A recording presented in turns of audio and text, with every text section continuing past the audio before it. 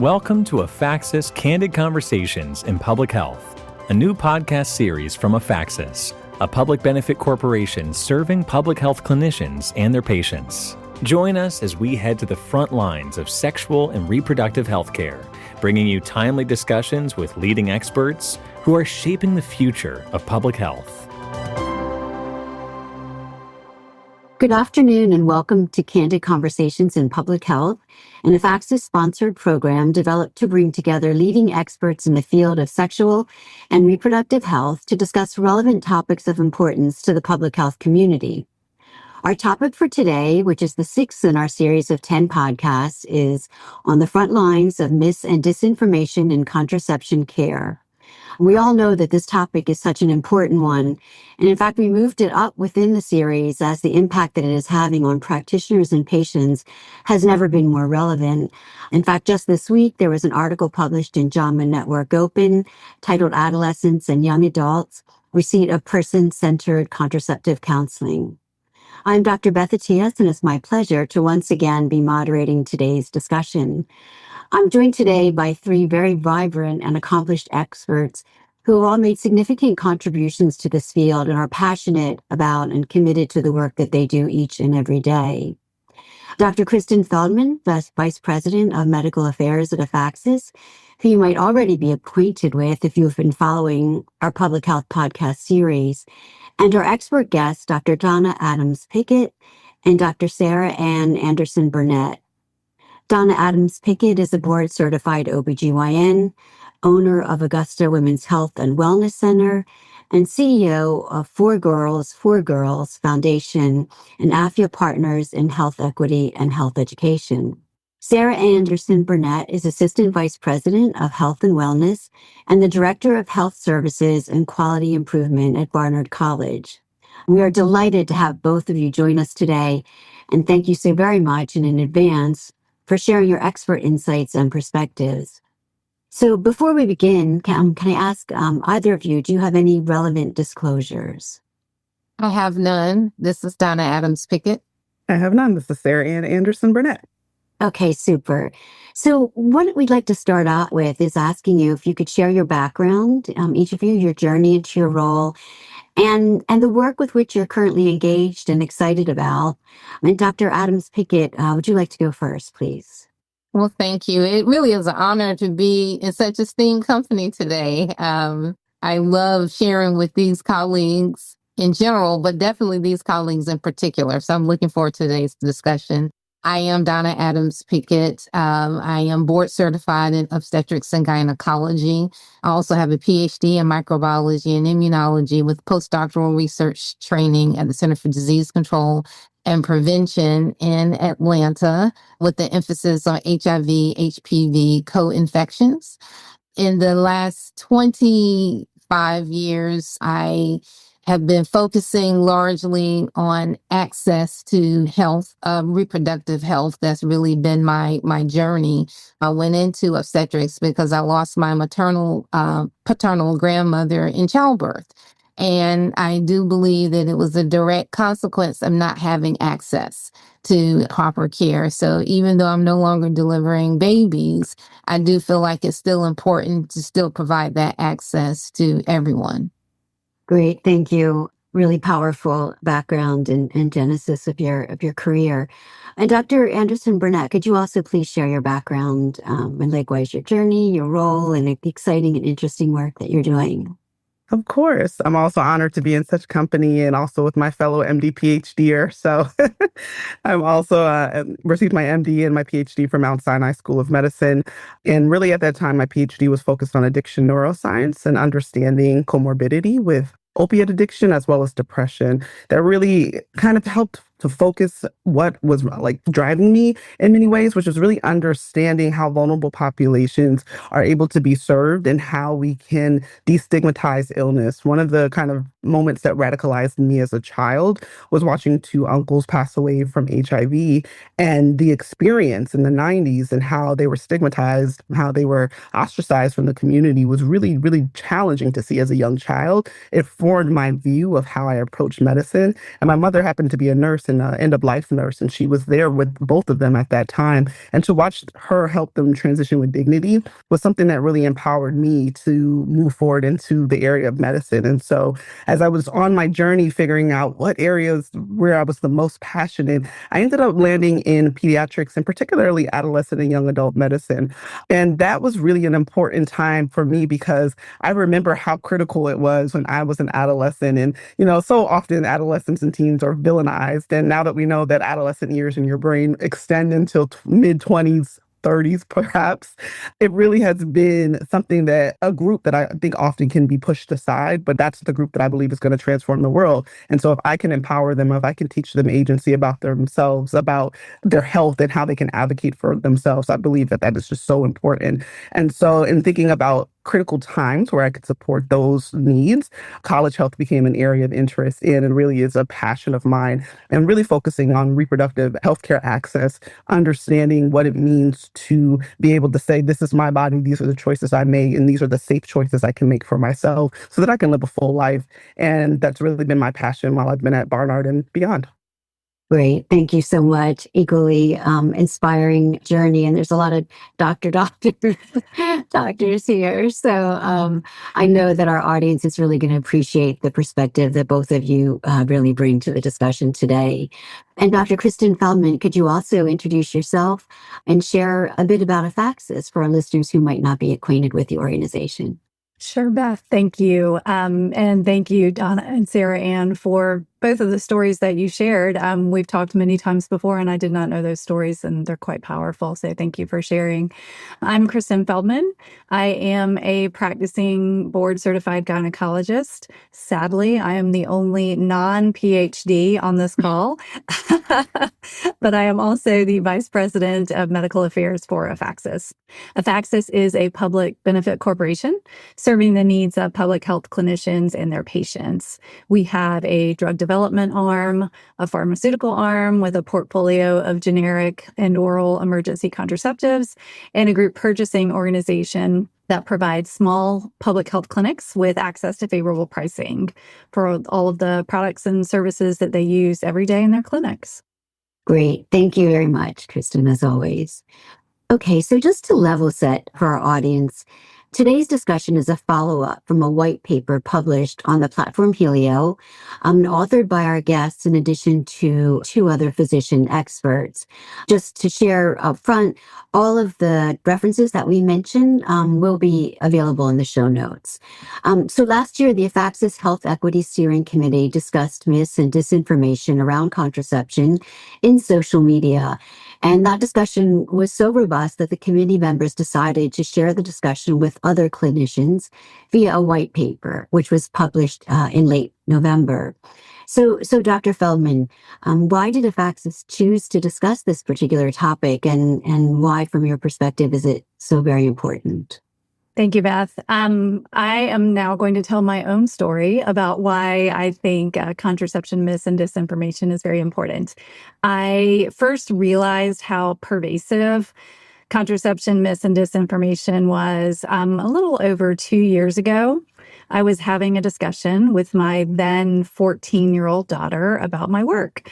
And I explained to her that I primarily work in contraception, which is also known as birth control. And she looked at me with this horrified expression on her face and said, "Mom, everyone knows that birth control is bad for you." And at no point have I ever said the words to my daughter or to anyone else, "Birth control is bad for you."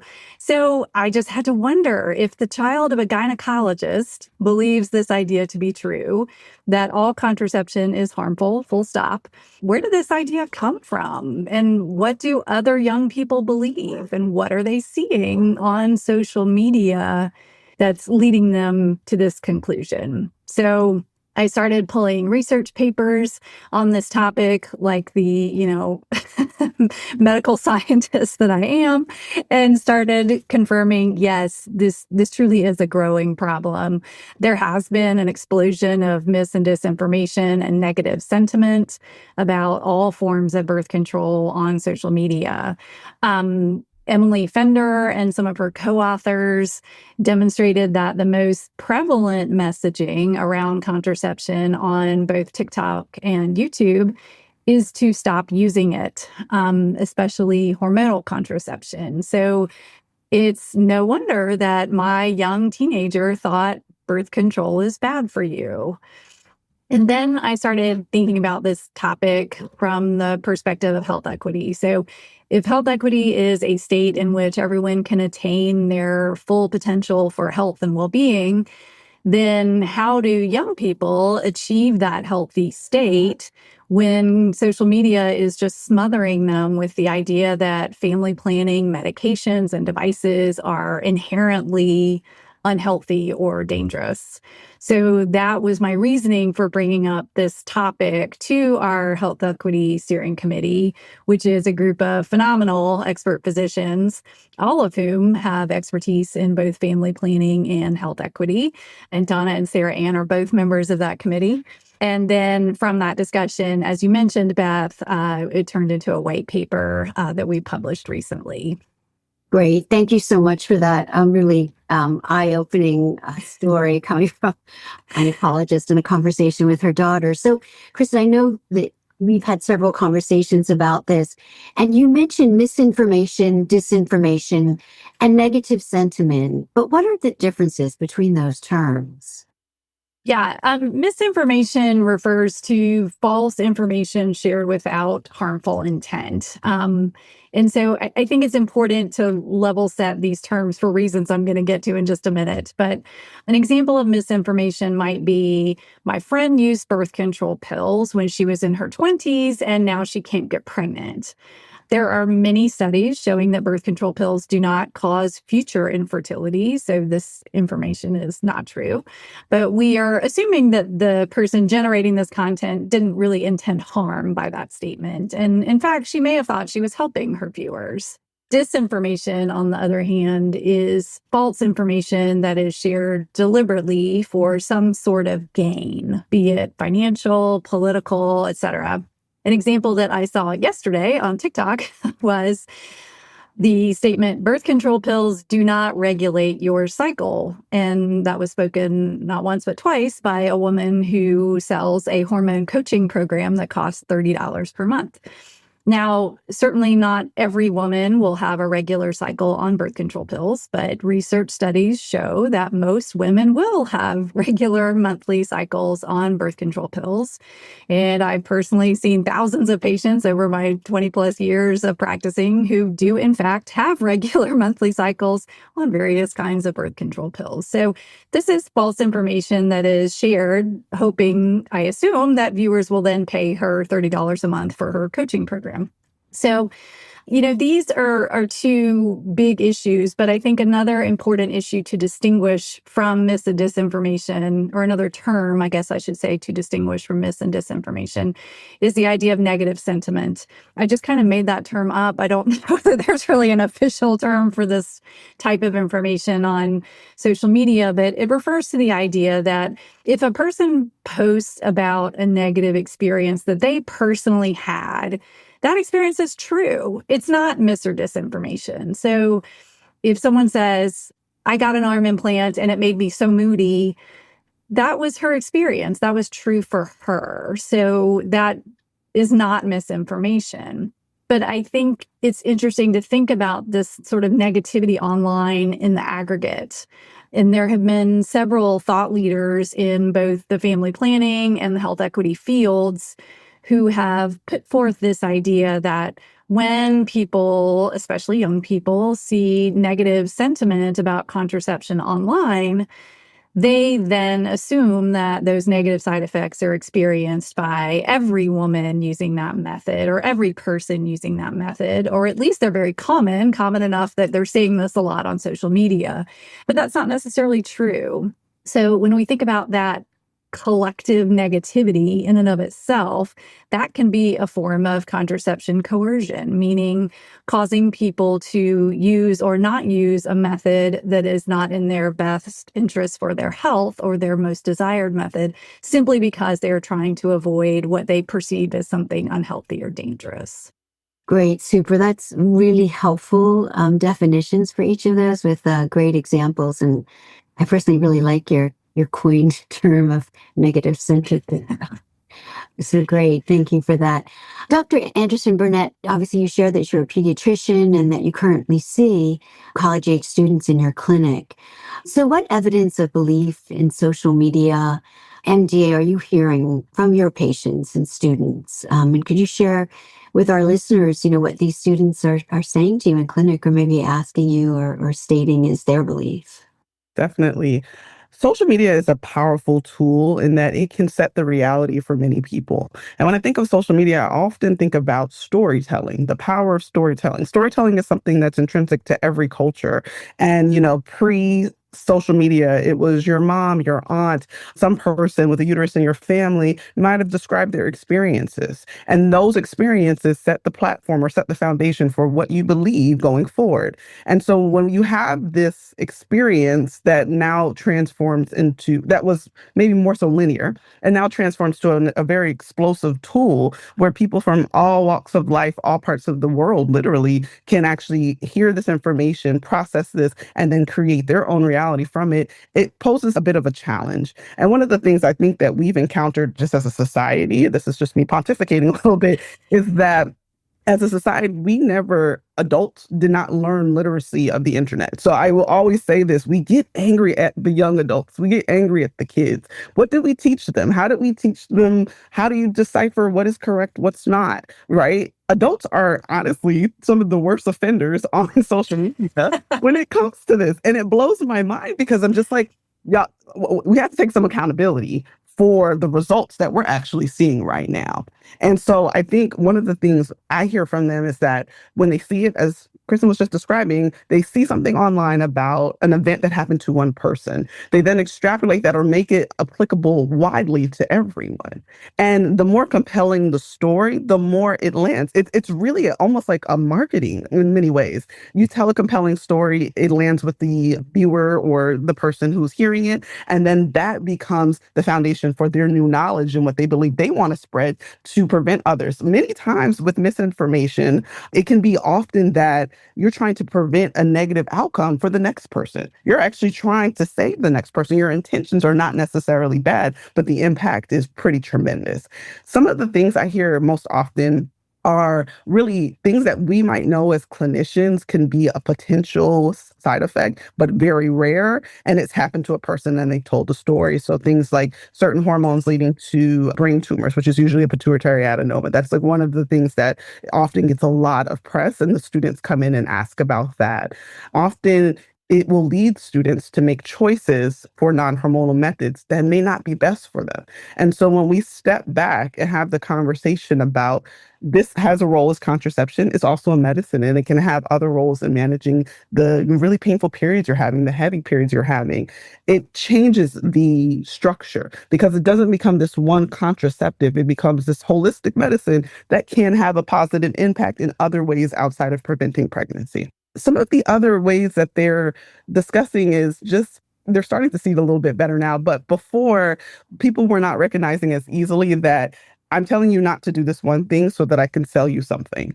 I think there is a better recognition of that now. And I think it's because the climate in general is more aware. But one of the things in the stats I love to talk with the students about is like, I understand you have every reason to have concerns about the pharmaceutical industry. There have been a history, and particularly in the Black and Brown communities, of testing of contraceptions at really, really high rates that led to negative outcomes.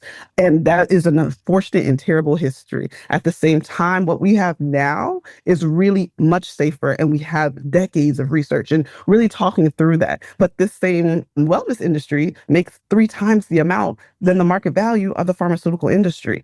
So who do you trust and how can you figure out what to trust? And really getting back to understanding science. One of the issues we have, I think, in general is sex ed has gone to the wayside. And because sex ed has gone to the wayside, people are just not informed at a baseline. So it makes the conversations we're having in the office a bit longer, requiring a bit more education so that students can really be empowered to make an informed decision because the baseline is actually not where it needs to be. Really fantastic. It's such an interesting perspective, the way that you nuanced it within a sociological, perspective and the power of storytelling. They always say, be careful, of philosophers who tell stories. And I guess that's some of the genesis of it, right? It's so powerful. So thank you for that.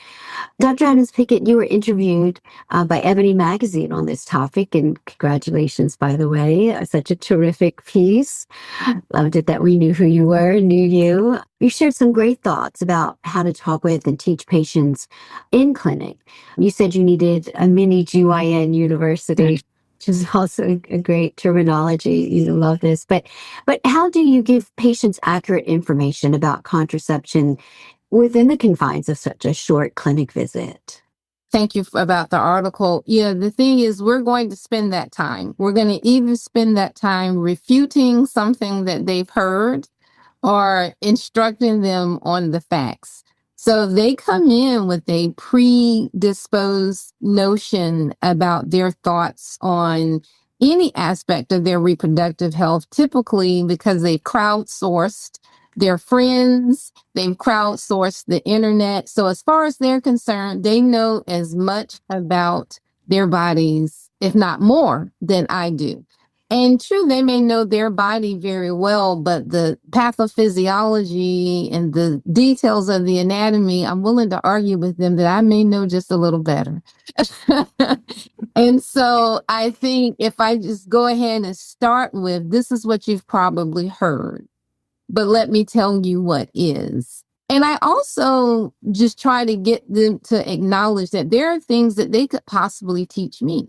That's usually how I kind of loop them in. If they are an educator, I will say, there's some things about early childhood education that you could teach me, but let me teach you about your reproductive health so that we can spend this 15 to 20 minutes more usefully than we would if, I don't spend this time with you and you go follow the advice of your menstrual hormone coach.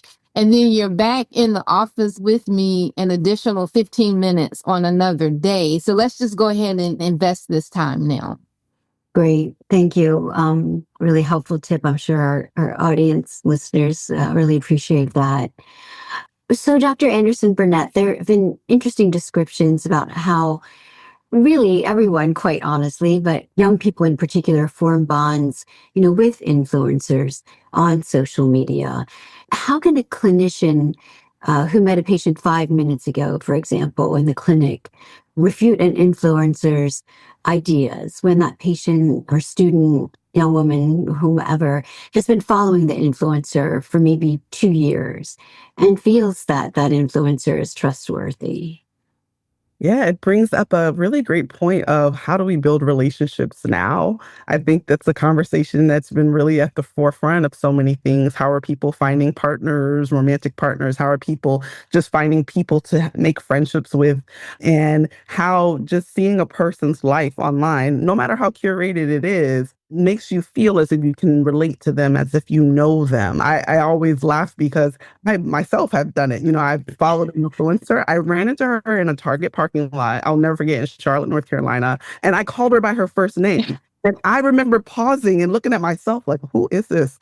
And we had this wonderful relationship. She was very happy that I recognized her. It was fine. But it was this moment that I said, I don't know her. I know what she's presented, but I don't know her. And I've trusted her. Like, she makes recommendations about things to purchase. All of this to say, it happens on every level. And so particularly in something where you feel really uncomfortable with the words and the language is really cumbersome and hard to read and interpret, it's much easier to go down a simplified route, right? And so the question is, how do you have a person present correct information that's evidence-based in a simplified manner so that people can really absorb it and start to make that decision. And so usually, Donna hit it on the head. You have the conversation in the beginning. What are your goals and objectives? What are your biggest concerns? You have to start out like that, because if you come in with your own agenda, there's no point. You're never going to get to that patient, one, building the trust in you, but two, like actually feeling like they're heard. So really the conversation flips a bit, which I think is hard because the way I was initially taught in medicine, and thankfully we continue to evolve,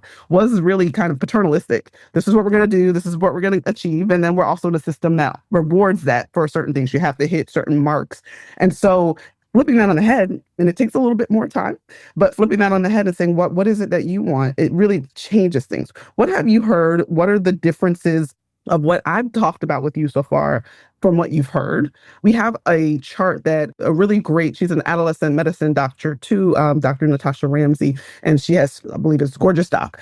And she literally created this beautiful chart for us where we had questions. What's most important to you about your contraception if we want to talk about that today? And it's like, I want to, my periods to be less. I don't want a period at all. I'm worried about the long-term effect on my fertility, right? And so just having those questions there, they get to circle, then we discuss that. It really changes the power dynamic so that they feel that they have equal say and agency in making these decisions, but also a safe environment to say, let's talk about what you've heard and we can dispel it. But sometimes I can't say dispel because then that almost in many ways makes them feel like I'm invalidating them. So I said, well, this is how I might approach this differently. And then we start to get into that. But it's a relationship that you're building and working on continuously.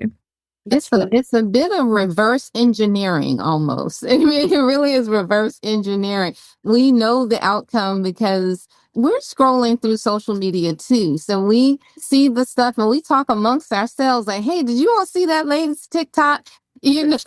And so we're already kind of girding ourselves for the folks to come in with the questions about the things that are on social media. So I think now we just kind of go in and say, hey, did you hear blah, blah, blah? Well, let me explain to you why that may not be so accurate.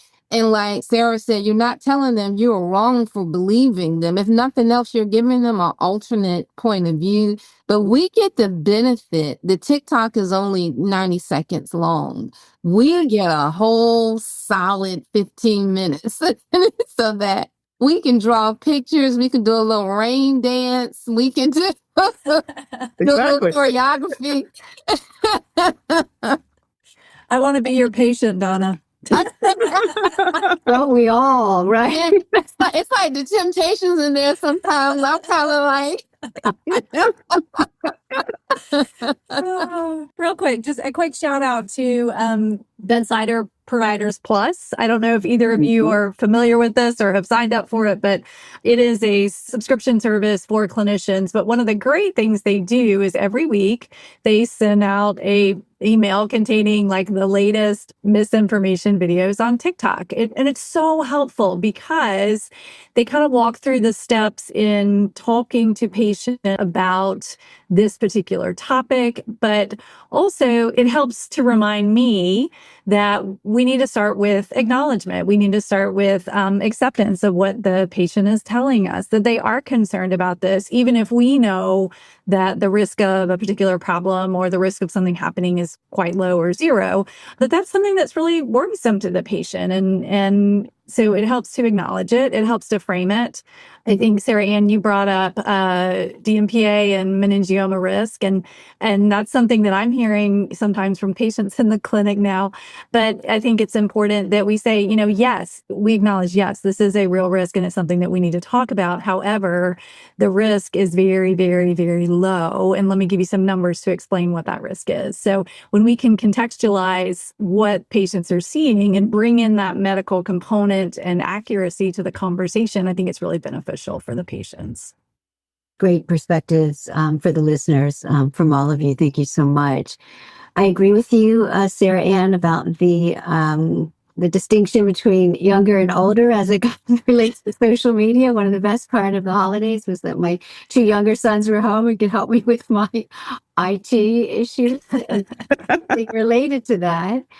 But Dr. Adams-Pickett, I think we can say that you're a bona fide social media guru, and that you have, at the Girlfriends, GYN. So, understanding, the importance of that, and that we've all kind of alluded to.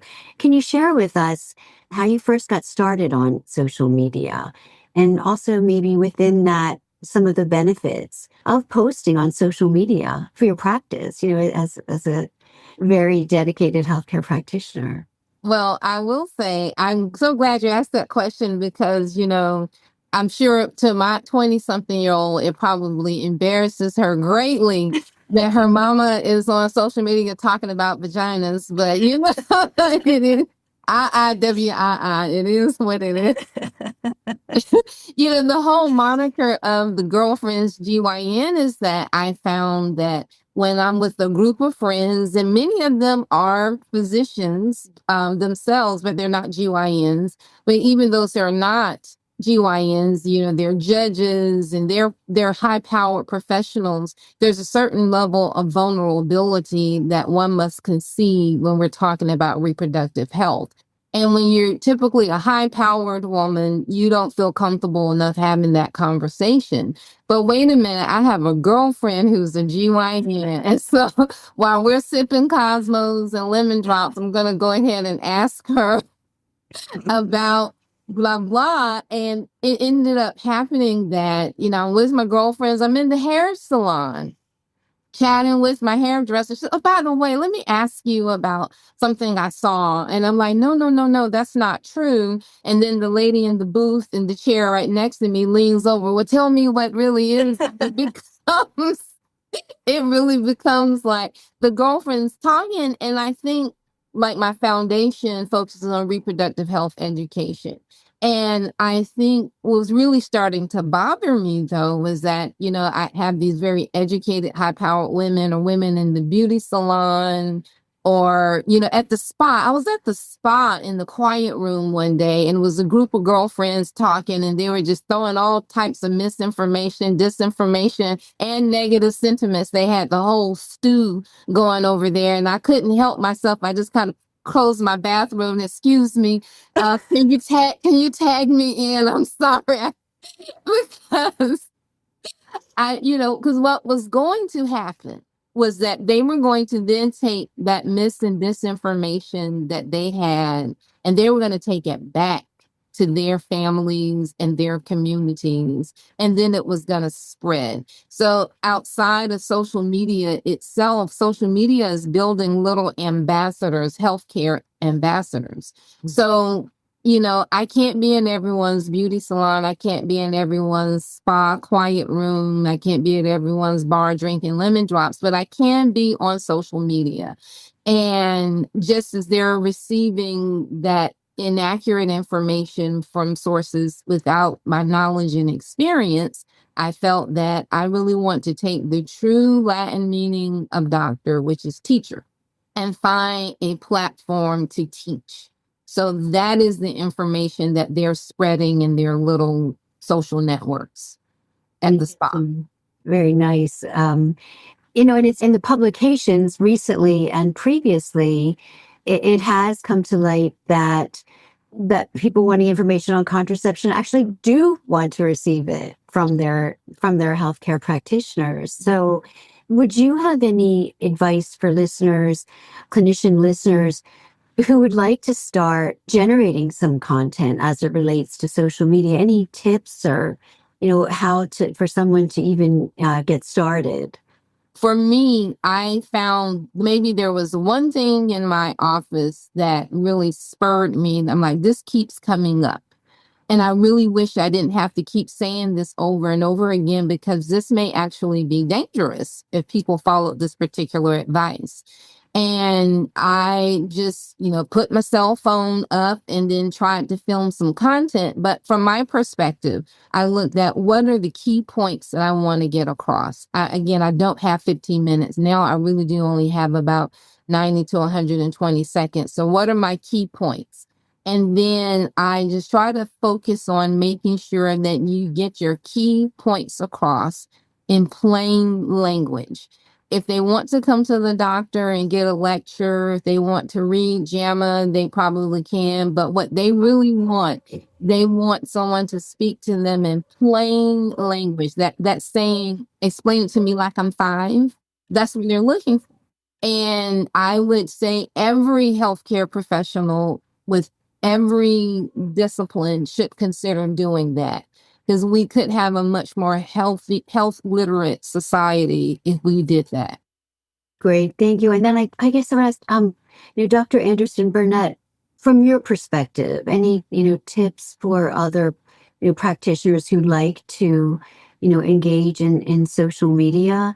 And I guess within that context also, what are some of the best paths forward to kind of be telling the story that needs to be heard? Donna's my inspiration. I have been working on doing it for myself. I think it's so important to have a tool where folks can actually relate and, as mentioned, really see it in a clear, simplified way.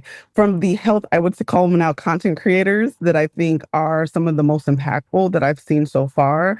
There's a couple of things that seem to make them more successful than others. Some of it's just relatability and vulnerability. Some creators are just more willing to open up about their own personal lives, their family lives, showing that balance of being a clinician that cares about others, but also needs to take care of themselves. I think really having information that is presented in multiple formats. I think so often we don't think about differences in how people interpret information, hear information, and listen to information. One of the things that they've been seeing in general now is that people like to watch things silently. And so they want to see the closed captioning. And that's been a really big addition to Instagram and to TikTok as well, is actually having accurate closed captioning so that people can read or listen or hear whichever way that they want to interpret it. Having different types of graphs and infographics that are active, carousels, are important because it allows the user to continue to engage with the content in a way and feel like they're being actively understanding and learning. As Donna mentioned, we are teachers, but we are not taught the tenets of education, and particularly education for adults, right? We taught pedagogy, which is, more for children, but adult education is a very different approach. And now, like I mentioned, young adult education is right in the middle. And so now what do you do? How do you approach it? And so I think you do have to use a fusion of techniques so that folks can be engaged, but you have to do them in different platforms, right? I'm an Instagram fan just because that's what I'm comfortable with. But the landscape moves, right? So TikTok is popular for now, but then something else may move in. So you have to always be just aware of what's that next step and what is the type and the media modality that's going to be most appealing. Everything has a different audience. And so you also have to target that information to your audiences. So again, there's a complexity to it, but I also think there is a simplicity that's needed so that people can actually understand the information and be able to apply it to their lives and decision making. Incredibly helpful. I feel like this is mini social media university. Truly helpful. This has been such a tremendously rich discussion, and you all are not only brilliant and passionate, but a whole lot of fun. I'm sure that our audience has really will very much appreciate your perspective and your helpful tips. We understand how incredibly demanding your schedules are, and we really appreciate you joining us for this episode of Afaxys Candid Conversations in Public Health. Thank you also to our audience and listeners for joining us today. We will have the resources mentioned in addition to the links to relevant articles in our show notes. So thank you for joining us. Next month, we will be featuring another episode of Candid Conversations. We'll be focusing on another hot topic, pun intended, and that would be menopause. So until then, we hope that your new year is off to a terrific start, and we certainly wish you all the best in 2026. Thank you. Thank you. Thank you. Thanks for listening to Afaxys Candid Conversations in Public Health. To learn more about our mission and resources for clinicians, visit afaxys.com. Don't forget to follow or subscribe so you never miss an episode, and we'll see you next time.